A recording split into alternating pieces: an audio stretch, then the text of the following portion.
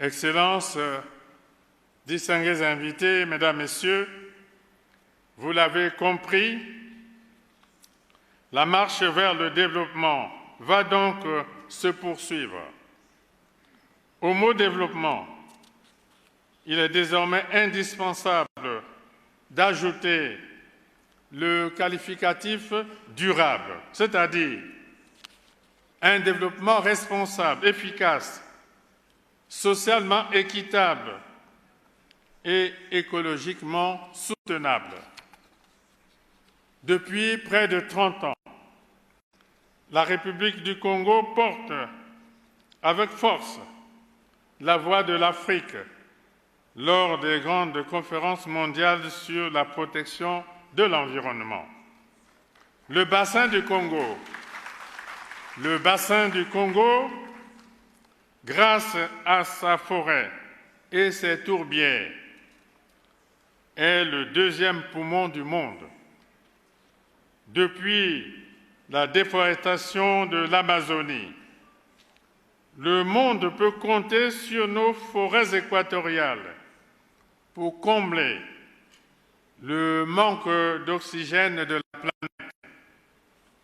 Et cet oxygène est africain. Cette réalité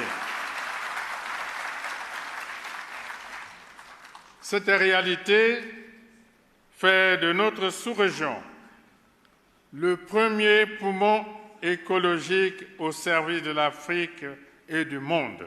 Un poumon africain qui fait respirer le monde. Cette réalité fait également de nous un poumon économique générateur d'emplois pour la jeunesse. Mon engagement pour les 5 prochaines années est de donner au Congo la dimension mondiale qu'il mérite en matière de protection de l'environnement et de la biodiversité. En synergie avec mes pairs chefs d'État, je veux redonner à l'Afrique sa place dans le concert des nations.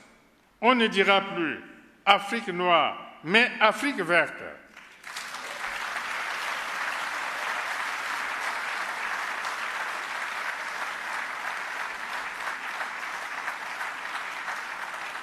Le développement de demain sera responsable ou ne sera pas.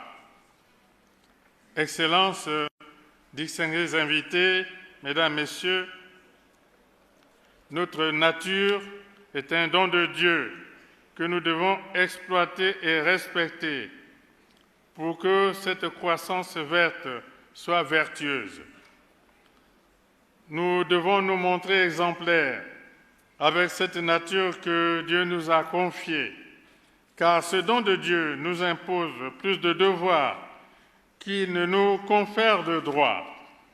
Là aussi, nous montrerons au monde que l'Afrique est responsable, qu'elle peut tracer une voie et faire entendre sa voix pour que ce grand défi environnemental ne se joue pas qu'entre pays européens, les 2 Amériques et l'Asie. Nous devons être en mesure de dire aux autres dirigeants du monde qu'ils ne peuvent pas décider de la politique environnementale sans nous.